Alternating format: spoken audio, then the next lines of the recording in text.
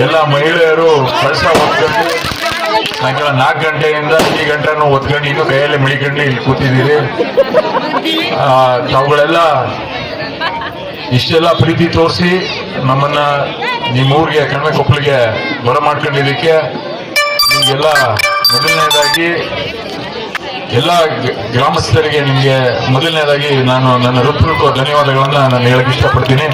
ತಾವುಗಳು ಇಷ್ಟೆಲ್ಲ ಈ ಗುದ್ಲಿ ಪೂಜೆ ಮಾಡ್ಬಿಟ್ಟು ಹೋಗೋಕೆ ಅಂತ ಅನ್ಕೊಂಡಿದ್ವಿ. ಆಮೇಲೆ ಎಲ್ಲ ಊರಿನವರೆಲ್ಲ ಸೇರಿ ಇಲ್ಲ ಕಾರ್ಯಕ್ರಮನೇ ಮಾಡಬೇಕು ಅಂತ ಹೇಳಿ ಮಾಡಿದ್ವಿ. ಹಲವಾರು ಹಿಂದೆ ಗುದ್ಲಿ ಪೂಜೆಗಳು ಮಾಡಿದ್ವಿ. ಅದ್ರ ಜೊತೆಗೆ ಇದೊಂದು ಮುಖ್ಯ ರಸ್ತೆ ಗೇಟಿಂದ ಊರೊಳಗಂತ ಬಂದು ಮುಂದಕ್ಕೆ ಹೋಗುವಂಥದ್ದು.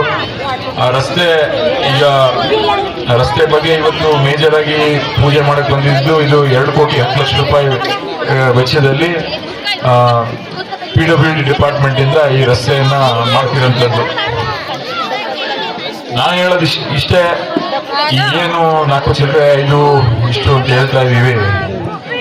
ಇದಿಷ್ಟು ದುಡ್ಡು ನಾನೇ ನಮ್ಮ ಮನೆಯಿಂದ ತಂದು ಹಾಕಿಲ್ಲ, ನಿಮ್ ದುಡ್ಡನ್ನ ನಿಮ್ಗೆ ವಾಪಸ್ಸನ್ನ ಅಭಿವೃದ್ಧಿ ಮಾಡೋಕ್ಕೋಸ್ಕರ ಹಾಕಿದೆ.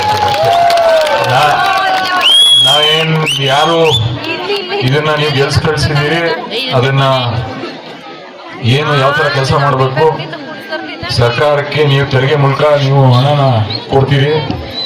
ಆ ಹಣದ ಏನು ಹಣ ಬರ್ತದೆ ಅದರಲ್ಲಿ ಏನು ಅಭಿವೃದ್ಧಿ ಮಾಡಕ್ಕೆ ನಮಗೆ ಹಣ ಕೊಡ್ತಾರೆ. ಮತ್ತೆ ಮಾನ್ಯ ಮುಖ್ಯಮಂತ್ರಿಗಳು, ಮಾನ್ಯ ಮಾಜಿ ಮುಖ್ಯಮಂತ್ರಿಗಳ ಸಿದ್ದರಾಮಯ್ಯ ಅವರು, DK ಶಿವಕುಮಾರ್ ಅವರು ಎಲ್ಲರೂ ಸೇರಿಕೊಂಡು ಹಲವಾರು ಚಲುವರಾಯಸ್ವಾಮಿ ಅವರು ಎಲ್ಲರೂ ನಮಗೆ ಪ್ರೋತ್ಸಾಹ ಕೊಟ್ಟು ಯಾವ ತರ ನಮಗೆ ಇನ್ನೂ ಹೆಚ್ಚಿನ ಅನುದಾನ ಕೊಡ್ಲಿ, ಮತ್ತೆ ಈಗೇನು ಕೊಟ್ಟಿದ್ದಾರೆ ಅದನ್ನ ಇನ್ನೂ ಹಲವಾರು ಕೆಲಸಗಳು ಇನ್ನೂ ಚಾಲನೆ ಮಾಡಬೇಕಾಗಿದೆ.